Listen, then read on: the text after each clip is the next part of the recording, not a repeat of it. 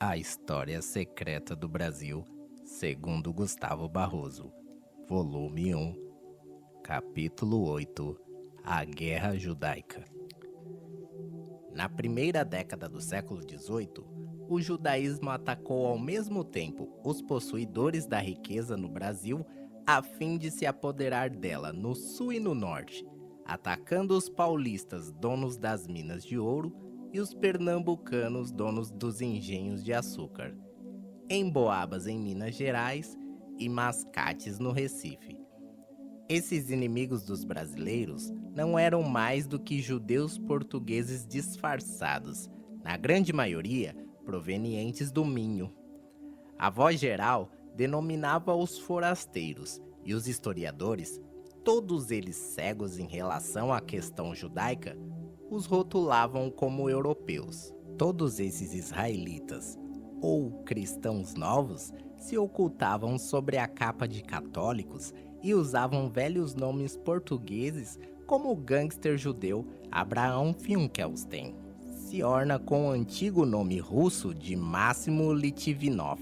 Também desfiguravam os nomes judaicos. Por exemplo, Misael se mudava em Miguel, Snack em Henrique, Funjeca em Fonseca, Jacob ou Jacob em Diogo, Barroche em Barros. Mas os processos que se lançaram mão, as artimanhas de que usaram e a força oculta de que dispuseram os revelavam à distância.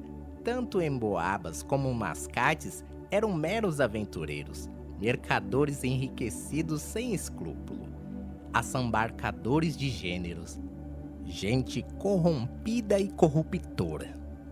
O assalto à riqueza, escreve Mário Saar, é a primeira condição de todos os assaltos. Daí descendem naturalmente os outros: assalto ao Estado, assalto à religião e assalto à vida mental. Já vimos na Guerra dos Emboabas como o judaísmo procedeu ao assalto à riqueza a fim de preparar os outros. Veremos o desenrolar idêntico plano na Guerra dos Mascates. Esta é a réplica daquela. O que se passou em Pernambuco reproduziu-se ponto por ponto, exatamente o que se passou nas Minas. Uma guerra é cópia perfeita da outra. Tem-se até a impressão de que estão em cenas os mesmos personagens. A guerra desoladora dos Mascates, que infelicitou tantos pernambucanos, o documentado e seguro historiador Fernandes Gama denomina movimento sedicioso dos europeus portugueses. Ora, neste tempo, os portugueses dividiam-se em política e nitidamente em duas facções: cristãos novos de um lado e cristãos velhos do outro. Não há dúvidas, toda a gente o sabia. O próprio Pombal confirmou no decreto que ele abolia as distinções, afirmando que na família portuguesa não havia maior divergência do que aquela, nem era possível havê-la. Os hebreus judaizantes, ou católicos, olvidados ou agarrados às tradições, tinham entre si uma enorme coesão. Desta maneira, em Portugal não havia oportunidade para tais apartações sociais ou políticas. Cristãos novos de um lado, cristãos velhos do outro.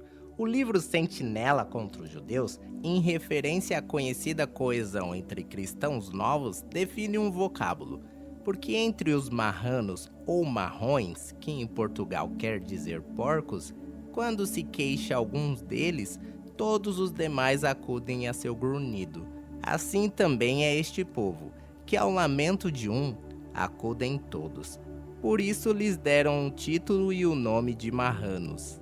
Consultemos a história para saber se com efeito eram cristãos novos, isto é, judeus ou cristãos velhos, os tais europeus portugueses que acenderam essa guerra injusta.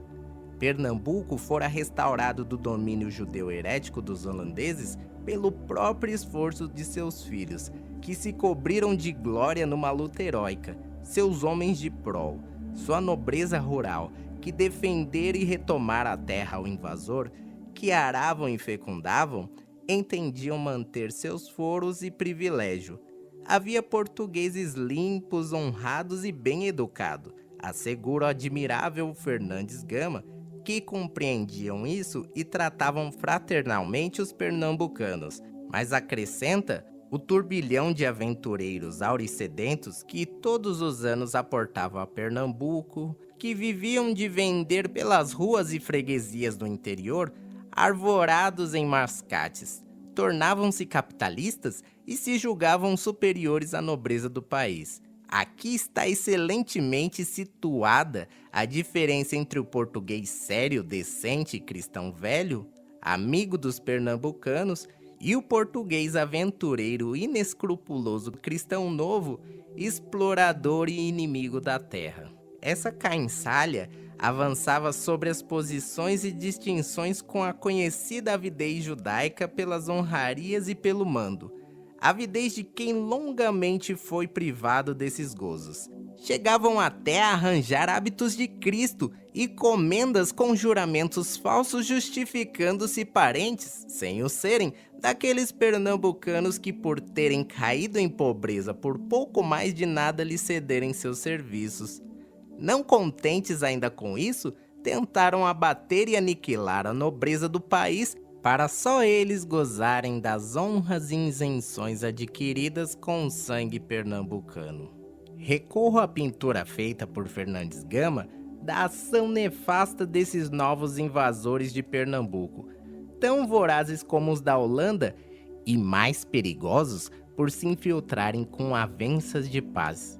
Ninguém viu melhor nem melhor reproduziu o quadro judaico da mascatearia, conjurada para empobrecer a nobreza rural pernambucana. Fosse por que meios fossem, todo o comércio residia em poder desses forasteiros, ou mascates, que supriam os senhores de engenho, adiantando-lhes dinheiro ou vendendo-lhes a prazo mercadorias. Eram, além disso, os intermediários e comissários de todas as vendas de açúcar. No fim das safras, cada senhor de engenho devia uma soma considerável ao mascate que o tinha suprido, e então este inflexível credor instantaneamente o apertava, dando-lhe a escolher ou pagar-lhe no ano seguinte o duplo do que devia, ou entregar-lhe o açúcar a 400 réis cada arroba.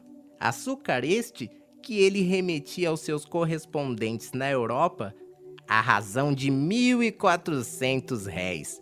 Qualquer desses negócios arruinaria infalivelmente o miserável agricultor. Mas tendo os mascates monopolizado a compra dos açúcares, outro remédio não tinham os tristes pernambucanos que se sujeitarem à vontade do opressor europeu. Substitua-se esta última palavra, europeu, pelo termo verdadeiramente justo diante desta caracterizada usura, o termo judeu, e se verificará que cai como uma luva. Esses tubarões dos negócios do açúcar, que só do comércio cuidava, reza o documento, resolveram intrometer-se nos negócios públicos. Assaltada a riqueza particular, queriam assaltar também a riqueza pública. Essa é a eterna mancha do judaísmo em todas as épocas e em toda parte. Vede aqui a reprodução exatíssima do que aí está um autor sério e fundamentado como Reman.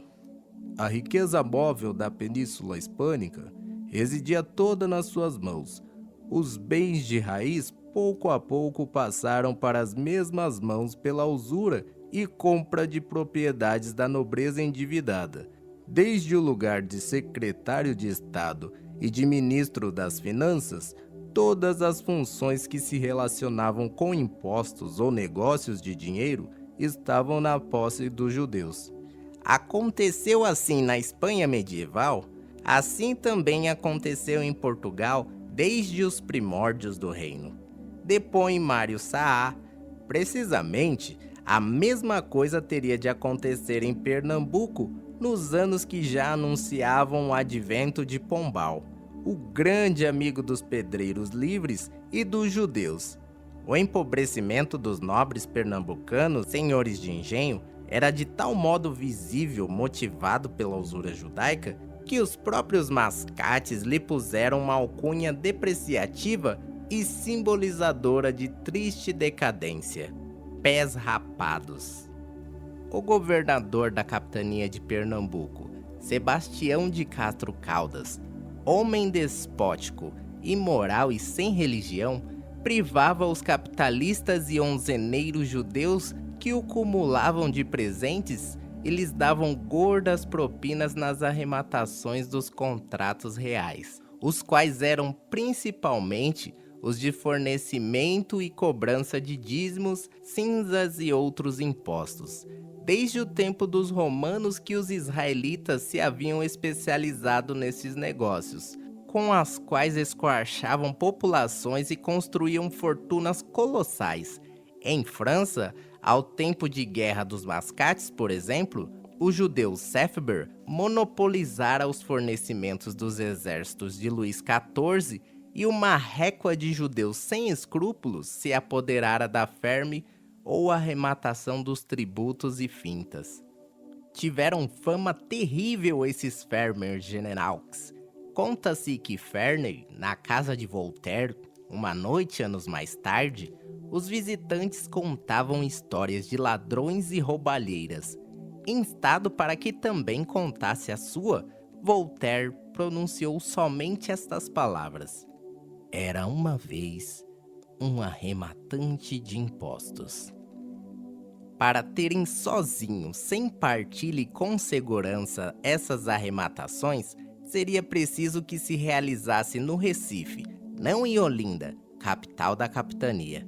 Nesta vila antiga e tradicional, as famílias nobres, os cristãos velhos, dominavam de modo incontestável. Ciosos de seus foros, os fidalgos olindenses haviam, pela provisão de 8 de março de 1705, conseguido impedir que do Senado da Câmara participassem mercadores de loja aberta. No Recife, povoação mais nova, cheia de judeus, cabeça do herético e judaico domínio holandês, os cristãos novos formavam talvez a maioria e poderiam constituir o Senado da Câmara ao seu talante. Erigido o Recife em vila, a arrematação dos contratos seria logo para ali transferida. E isso era o que sobretudo importava. Composto o Senado da Câmara de Mascates ou de criaturas suas, e sendo os mascates os arrematadores, os judeus seriam juízes e partes ao mesmo tempo em esplêndidas negociatas. Demais aos amoltacéis. Nos antigos municípios, competia taxar ou tabelar, como se diz hoje, o preço dos gêneros alimentícios. Senhores da Câmara, o almotacé seria indicado pelos judeus e magistrado obediente aos seus senhores ocultos taxaria a preço baixo os gêneros que os matutos agricultores apresentavam nas feiras e a preço alto o das vendas dos cristãos novos. O plano era, em verdade, mascatal, como diria Vindeante, o panfletário da época. Desde a época dos holandeses, nota Van Aren, Olinda havia decaído à medida que levantava o Recife, crescendo muito em população. Nassau dera grande prestígio e impulso à capital da Nova Holanda com as obras que ali fez e com o movimento cultural que gerou. A própria posição do povoado, que gozava de ancoradouro, abrigado e seguro, o número de fortalezas que o defendiam. Tudo isso contribuíam para essa predominância crescente. A mudança da capital tornara-se questão de vida e morte para a mascatearia. Despejaram ouro às mancheias, mobilizaram todos os empenhos possíveis e usaram à sua vontade o governador Sebastião de Castro Caldas até conseguirem a execução do seu intento. O Recife foi erigido em vila com direito ao pelourinho simbólico.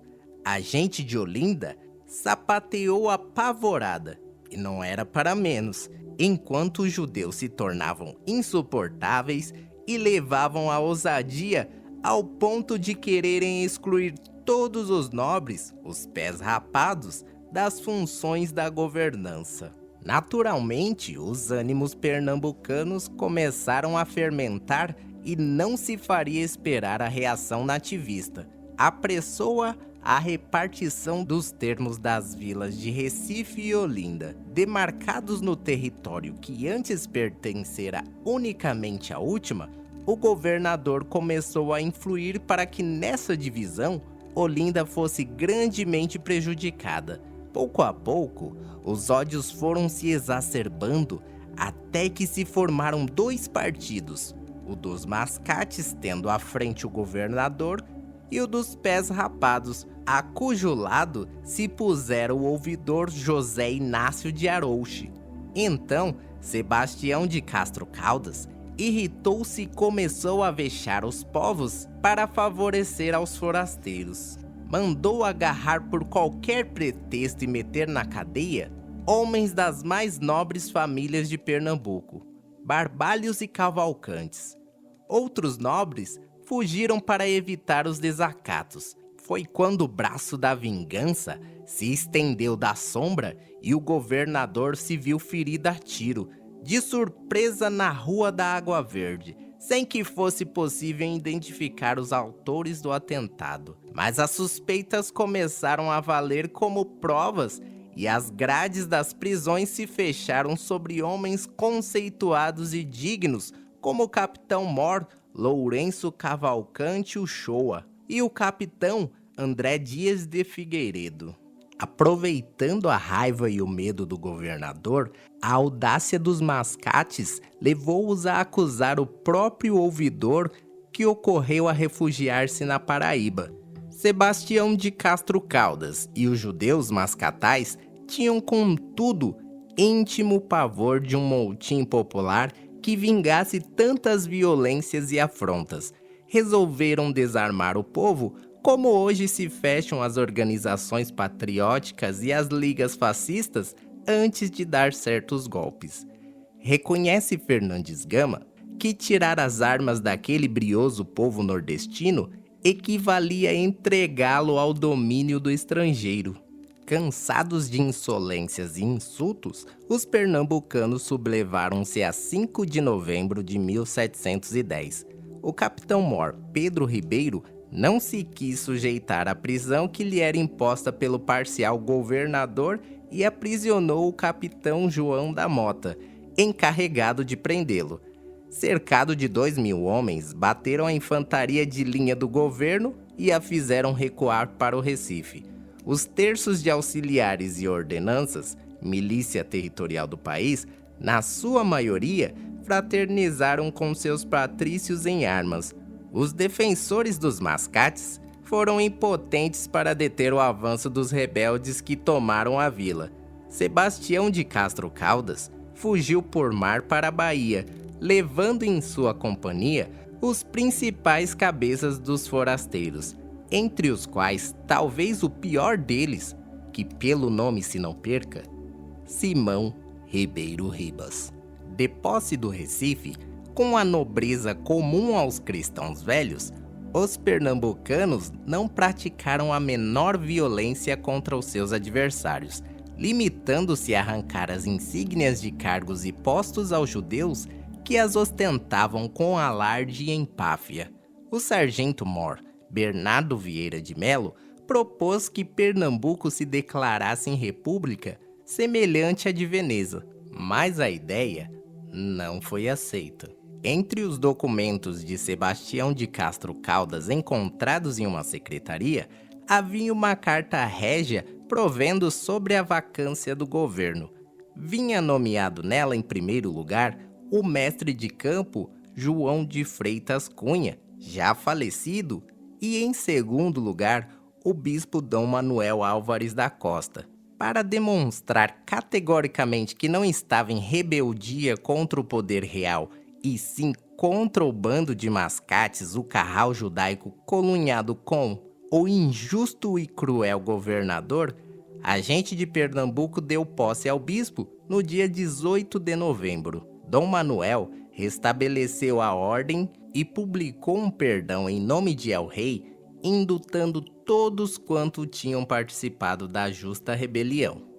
Os mascates judeus não se deram por vencidos. Eles não largariam sem mais aquela cobiçada presa. Consertaram a desforra, prevenindo-se cuidadosamente dos que foram para a Bahia com seu testa de ferro. Um governador, Joaquim de Almeida, seguiu para a Paraíba em missão especial. Outros ficaram maquinando planos. Urdiram uma conspiração nitidamente judaica, pelo que narra Fernandes Gama. Apenas chegaram aos seus destinos, estes conspiradores começaram, sob o título de especulação mercantil, a comprar todo o preço de mantimentos, principalmente farinha, servindo-se nestas compras de seus agentes no interior. E posto que os comprassem por maior quantia, nem contudo perdiam, porque as fazendas que davam em troco eram também vendidas por preços elevados. Assim se foram preparando os conspiradores, enquanto os pernambucanos, descansados em suas consciências, se entregavam às suas privadas ocupações. O plano até parece decalcado dos famosos protocolos dos sábios de Sião, caso típico de assambarcamento judaico para perturbar a normalidade da vida e irritar o povo, a fim de provocar desordens e levá-los aonde se quer. Na opinião de Mário Saar, foram sempre os cristãos novos os únicos assambarcadores de funções e coisas que tem havido em Portugal. Segundo João Lúcio de Azevedo, as matanças ou pogroms de judeus em Lisboa foram precedidas de enormes carestias de vida que os assambarcamentos causavam e faziam o povo estourar de raiva. O atravessamento de gêneros de primeira necessidade por parte de tal gente para criar dificuldades, fomentar revoltas e empobrecer os inimigos está documentado por historiadores dignos de respeito e por si só é suficiente para denunciar o espírito dos mascates. Com vagarosa tenacidade, levaram 6 meses assambarcando os víveres, despendendo com este fito o dinheiro com mão larga e passando gêneros escondidos dentro de caixas de açúcar a fim de evitar qualquer suspeita. Mostraram-se desta maneira premeditados, fementidos e cautelosos. Compraram também infamemente todos quantos se curvaram ao ouro judaico, traindo a causa sagrada até mesmo dos seus irmãos.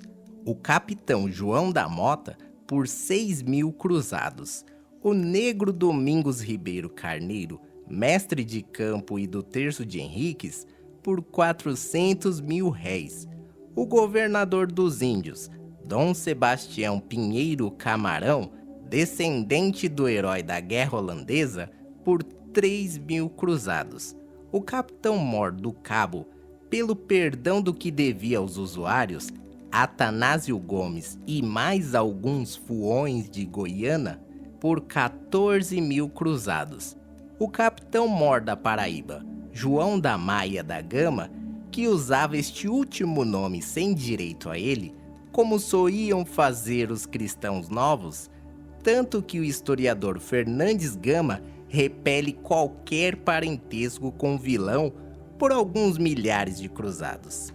A reconquista de Pernambuco pelos mascates estava preparada para quando rompesse a frota que anualmente vinha de Portugal.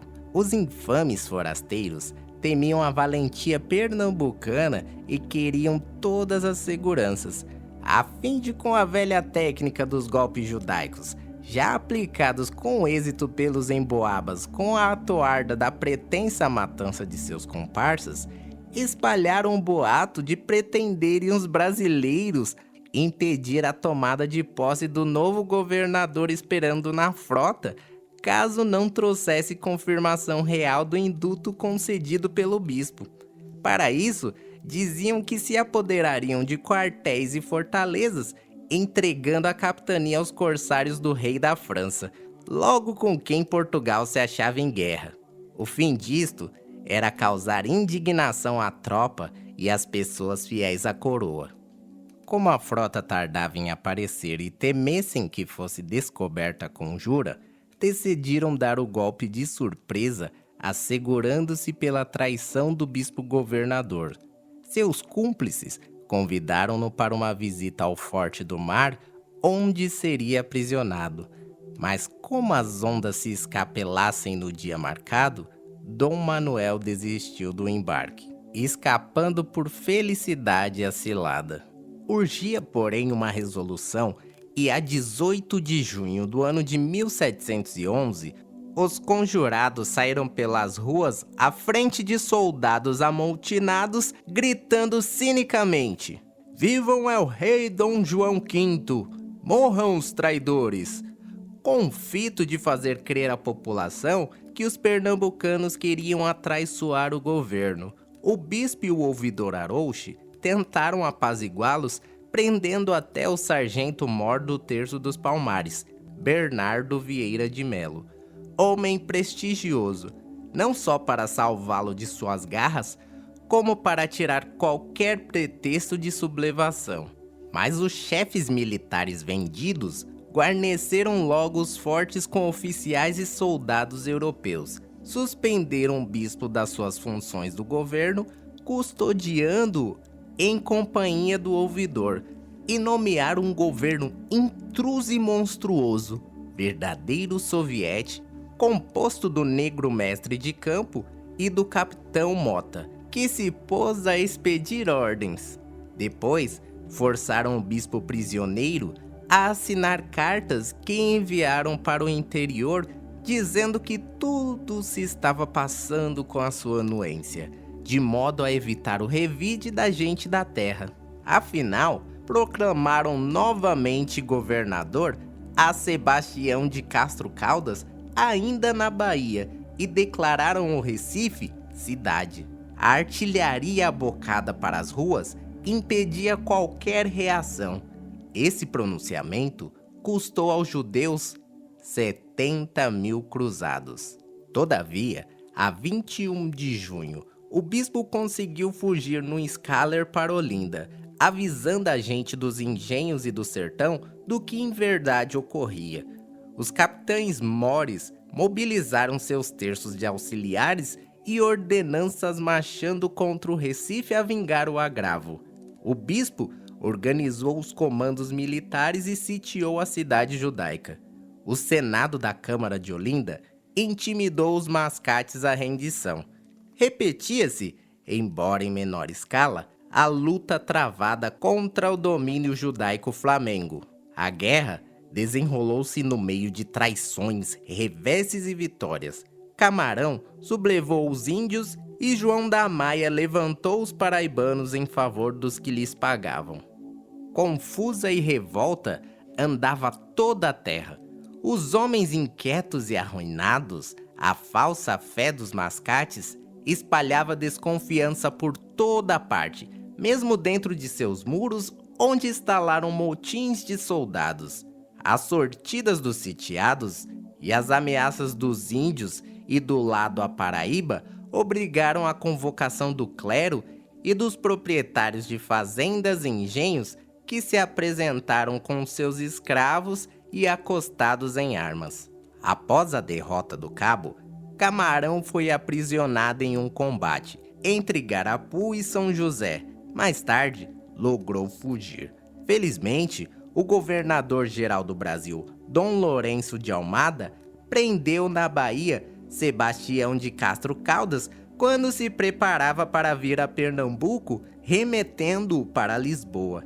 Essa guerra judaica, como todas as que se tinham travado no nosso país, menos a expulsão dos franceses e a destruição de Palmares, resultava, conforme diz o autor de uma carta anônima ou panfleto, escrito contra os mascates de Recife em 1711. Da cavilação mais odiosa que pode inventar a maldade humana. Será preciso alguma coisa a mais para caracterizá-la? Enfim, um dia avistaram-se em alto mar 13 velas da frota de Portugal. Trazia um novo governador, Félix José Machado de Mendonça, Essa e Castro de Vasconcelos. Era uma esperança de justiça e paz. Por uma jangada, recebeu fora da barra longa missiva do bispo, expondo tudo o que acontecera e que estava acontecendo. Também recebeu a visita de João da Mota, enviado dos forasteiros, fingindo-se cioso do prestígio da autoridade, mas querendo realmente tomar as rédeas do poder sem oposição dos pernambucanos em armas. Mandou que as fortalezas fossem entregues ao bispo, de quem desejava receber regularmente o governo. Os mascates submeteram-se. Então desembarcou e foi empossado do cargo na sede de Olinda. Mandou recolher a artilharia e desmanchar as trincheiras. Porém, não impôs menor castigo aos provocadores judaicos da luta, nem mesmo quando tentaram novo tumulto em novembro. No dia 18 deste mês, foi erigido o Pelourinho, símbolo municipal do Recife, com grandes festas e regozijos por parte dos mascates. Os chefes militares vendidos aos seus cruzados, como Camarão e outros, voltaram sem ser incomodados e viram-se recebidos sobre ovações e flores. O novo governador, apesar de seus nomes ilustres e numerosos, não soube resistir ao ouro israelita. Familiarizou-se logo com os mercadores, concedeu-lhes privança em sua casa e aquele que mais lhe pagava o tinha do seu lado. Vieram com ele outros 2 flagelos para os tristes pernambucanos, o ouvidor João Marques Bacalhau, nome de cristão novo, e o juiz de fora, Paulo Carvalho, também os quais puseram a justiça em Almoeda, declarando-se inteiramente pelos mascates. Estes peitaram mais em seu favor grandes trunfos e empenhos em Lisboa, tal qual os emboabas por mediação de um êmulo do apóstata Frei Francisco de Menezes, Frei Jacomé, franciscano intrigante, que satisfaziam os judeus pelo que com ele despendiam para a larga viver escandalosamente fora do seu convento. Sob a égide dos 3 flagelos, governador, ouvidor e juiz, fez-se uma devassa que concluiu como era de se esperar que se concluísse, declarando ter sido justo o procedimento dos mascates, o qual merecia prêmio e não castigo. Os patriotas começaram a ser vilmente perseguidos. André Dias de Figueiredo, Bernardo Vieira de Mello e outros mais foram humilhados e presos. Alguns fugiram amedrontados daquela justiça parcialíssima. A intrigalhada judaica cindiu Pernambuco em parcialidades rivais. À solta, campearam abusos, traições, delações e crimes. Reinou o terror judaico. A própria frota retornou ao reino, levando abundante documentação forjada contra os pernambucanos. Mas por castigo divino, naufragou nas costas da Galiza e os espanhóis despojaram de tudo os mascates judeus que nela iam intrigar em Lisboa. A confusão geral provocada por esses sucessos durou até 1714. Encadearam-se ininterruptamente devassas e prisões. O bispo foi afastado para o sertão do São Francisco.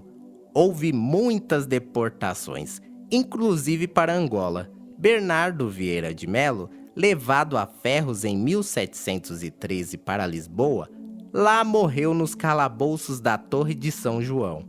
Os pernambucanos, vencedores leais pelas armas, foram vencidos deslealmente pela insídia judaica e pela corrupção do ouro de Israel. Os hebreus que haviam explorado o empório do açúcar e o tráfico negreiro que tinham entregue traiçoeiramente a terra pernambucana aos piratas flamengos, iam desfrutar ainda suas riquezas como almejavam, a sós e sem partilha. Como temos visto e continuamos a ver, essa desapropriação, segundo observa João Lúcio de Azevedo, não se realiza de um momento para o outro e sem encarniçada luta. Começa pelas restrições legais, pelas coligações ocultas, pela força do poder monetário e vão em derradeira instância a violência contra pessoas e propriedades. Verificamos todas essas fases na Guerra Judaica dos Mascates.